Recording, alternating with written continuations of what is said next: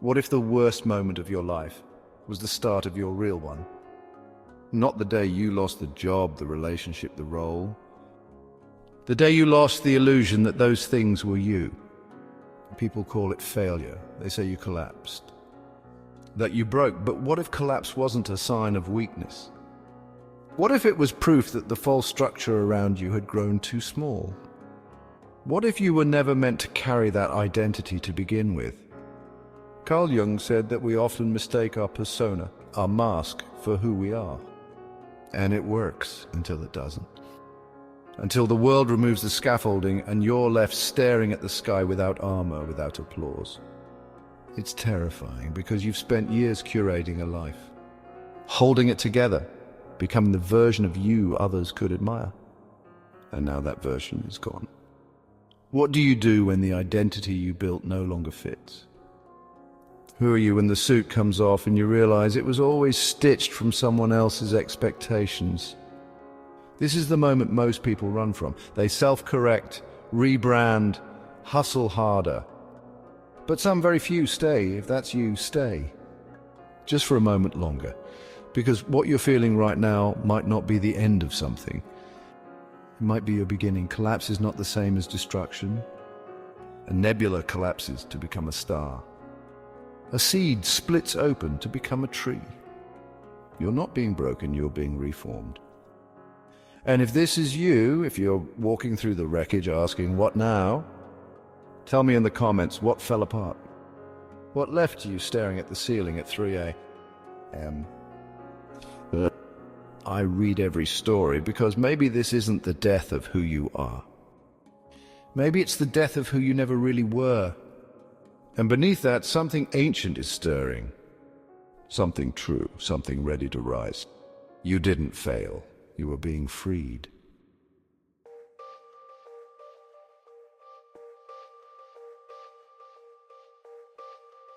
We're told to find ourselves, to build a personal brand. A version of self that's polished, productive, predictable, so we do. We gather labels like armor, professional, parent, provider, leader.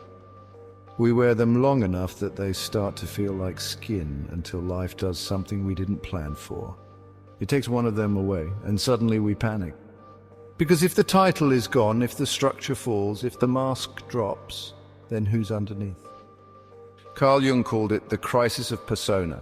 He warned that when the outer identity grows too rigid, too idealized, it cuts us off from the self. From the full, complex, contradictory truth of who we are. And so life intervenes. Not to punish us, but to return us. That's what you're feeling right now, not the loss of who you are. The loss of who you thought you had to be. And buried beneath that collapse is the wild, raw, wordless version of you who never asked for titles. The one who knew how to listen before the noise. The one who doesn't need to impress, only to be. You haven't disappeared, you've returned. But that return doesn't always feel like freedom. It often begins with grief. With silence. With a question you don't yet know how to answer. If I'm not that anymore, what am I? And that's where the gift hides, in that uncertainty. In that space where something new can finally speak.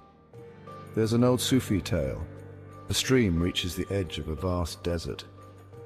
It tries to cross, but each time it moves forward, its waters vanish into the sand. The stream begins to despair, but the wind whispers, let the sun lift you. Let me carry you, let yourself become cloud. The stream resists. I'll die, it says.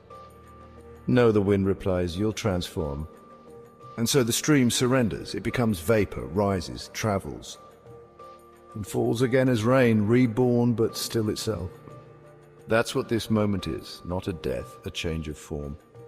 You didn't lose your identity, you lost the script. And what's rising now doesn't need lines. It doesn't need a spotlight, it just needs truth. It needs you, and you've been here waiting beneath the mask this whole time.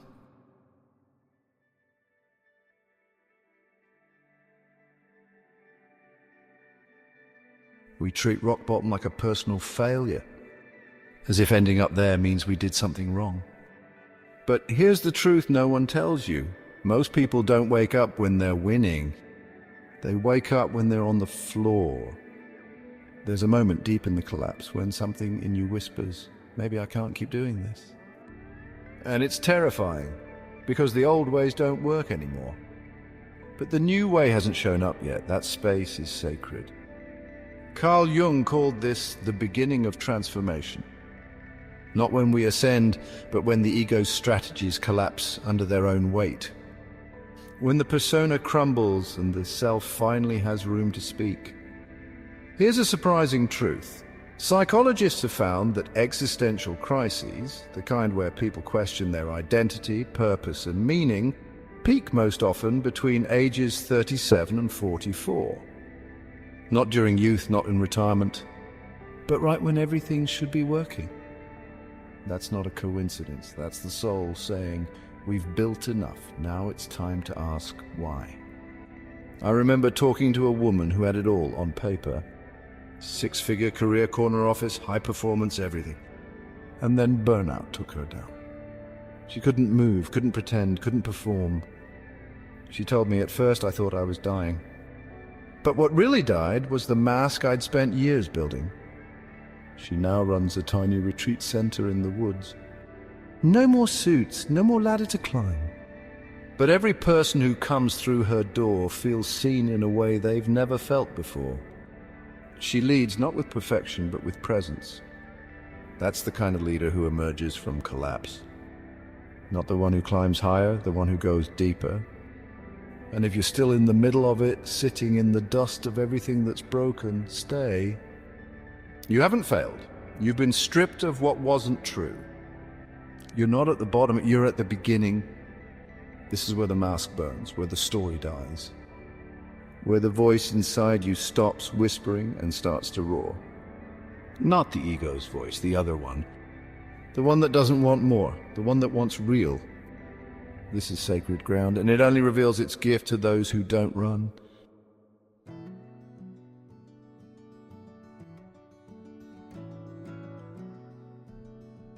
This is the quiet part of transformation. No grand revelations, no instant clarity, just a strange stillness.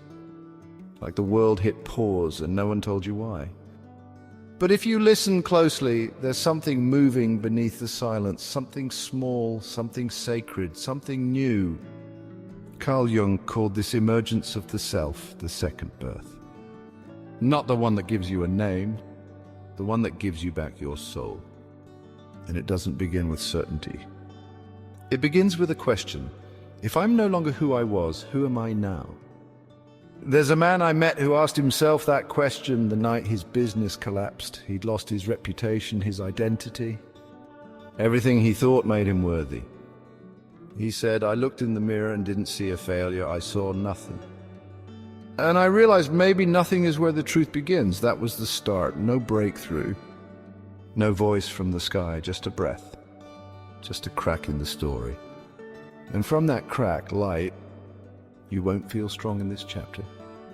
You'll feel raw, unformed. But something ancient is shaping itself in you. It's not your old identity coming back. It's something truer taking form. Like the stream in the Sufi tale. It reaches the desert, tries to cross, and fails. Again and again its waters disappear into the sand until the wind speaks. You must let go of being water. Let the sun lift you, let me carry you. The stream is terrified. To let go means to become something it's never been, but it surrenders. It rises, becomes vapor, becomes cloud, and eventually becomes rain. Still the stream, but different, transformed. You're in that transformation now. Not lost, not broken, just midair. Let yourself rise, let yourself change shape. You are not what you used to do. You are not who you used to be. You are not failing. You are becoming. And what's being born in you now doesn't need explanation. It only needs space.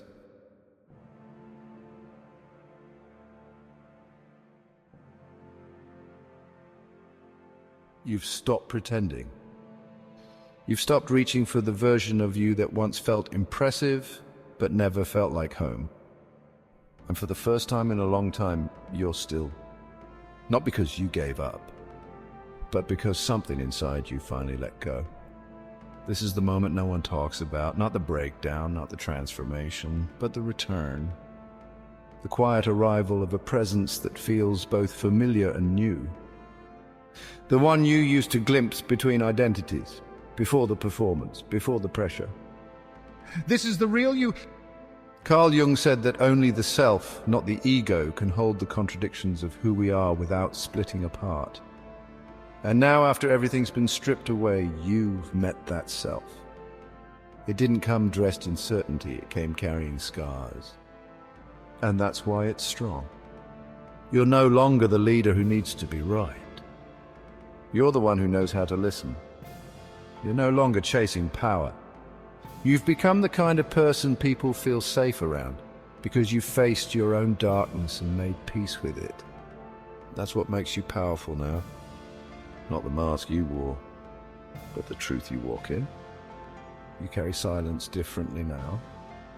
Not as something to fill, but something to honor. You don't posture, you don't push. You stand in your story, not as its victim, but as its witness. You speak less. And what you say lands deeper. You lead less with ambition and more with gravity. Because collapse taught you what no title ever could, that the ones who walk through fire don't come back louder, they come back cleaner. More still, more whole. That's who you are now. You're not trying to become someone. You're no longer afraid of being no one. You've come back as yourself. And that's the leader we've been waiting for.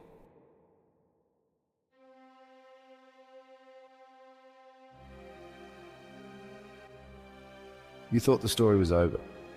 You thought the loss was final. But now you see it clearly. That fall wasn't your failure. It was your initiation. It burned away the noise. It burned away the mask. It burned away everything you were never meant to carry. Carl Jung once wrote, "We do not become enlightened by imagining figures of light, but by making the darkness conscious." You have walked through that darkness, not to escape it, to understand it. And what emerged on the other side is not a better version of who you were. It's someone entirely new. Not shinier, not louder, just true. You were never meant to survive the fire unchanged. You were meant to rise from it as someone who knows what matters. Someone who no longer needs to be impressive because they are already whole. Someone who leads not with perfection but with presence. The world is not short on loud voices. It is short on quiet strength. It is short on people who have sat in their own silence long enough to speak from something deeper than ego. That's what you carry now. The presence of someone who has collapsed and come back awake. And if you're still in the fire, still surrounded by the smoke, the silence, the confusion, stay there. Don't rush to rebuild. Let it fall, let it burn. Because what will rise from those ashes won't be the old you. It will be the one you were always becoming. And if this video met you in that place, if it caught you mid-collapse, I want you to know you are not broken, you are being remade. And someone else needs to hear that too, so share this. Drop your story in the comments. Because somewhere out there, another soul is walking through the dark, still thinking it means they've failed. But maybe they haven't failed. Maybe they're just starting. Maybe they're collapsing into the beginning of everything real, just like you did. Just like all of us must. Walk on.